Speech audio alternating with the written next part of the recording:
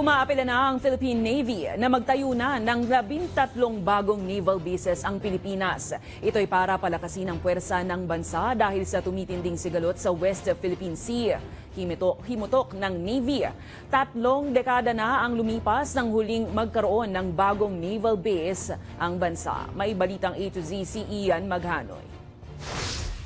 Hindi na sapat ang 15 naval bases ng Pilipinas sa gitna ng lumalalang tensyon sa West Philippine Sea. Kaya hiling ng Philippine Navy sa Senado, we decided to increase the number of FOBs from the 15 that we have submitted last meeting to the 20 that the flag officer in command. bagay na tila ikinagulat ng chairman ng Senate Committee on Maritime Zones na si Senator Francis Tolentino. 28? Ha? Your Honors. Yes. So 50, so plus 13 tayo. Paliwanag ng Navy, sobrang tagal na nang huling magtayo ng bagong naval base ang bansa. Since we entered the service, sir, we haven't had any way back in 30 years, at least.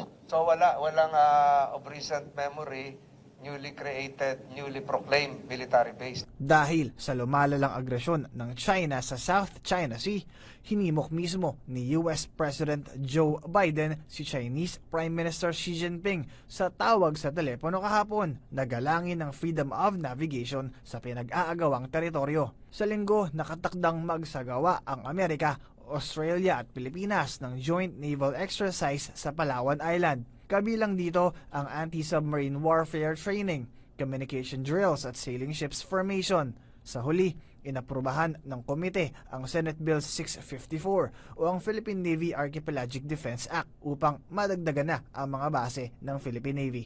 Agad itong ihahain sa plenaryo. Para sa Balitang A to Z, Ian Maghanoy.